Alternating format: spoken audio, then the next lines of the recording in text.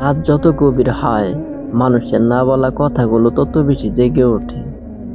কিছু মানুষ আছে যারা সারাদিন হাসে, সবাইকে ভালো রাখে, অথচ রাত হলে নিঃশব্দে ভেঙে পড়ে। শোনো, আজকে কোনো গল্প বলতে আসেনি, আজকে বলবো কিছু অনুভূতির কথা, যে অনুভূতিগুলো মানুষ কাউকে দেখায় না।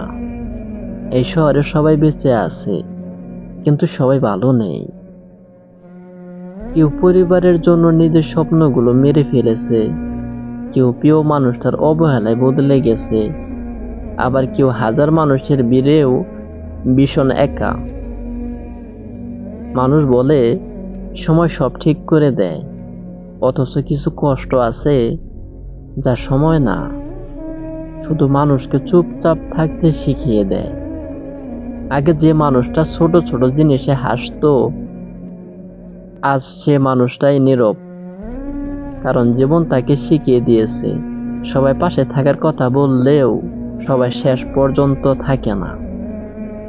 তাই এখন সে আর অভিযোগ করে না, শুধু হাসি মুখে বলে আমি ভালো আছি, যদিও ভিতরে ভিতরে সে প্রতিদিন একটু একটু করে ভেঙে যায়।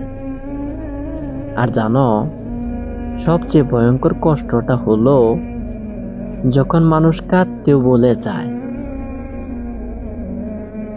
ও যেমন থেমে থাকে না, রাতের পর যেমন সকাল আসে, তেমনি একদিন সব কষ্টের পরেও মানুষ আবার হাসতে শিখে।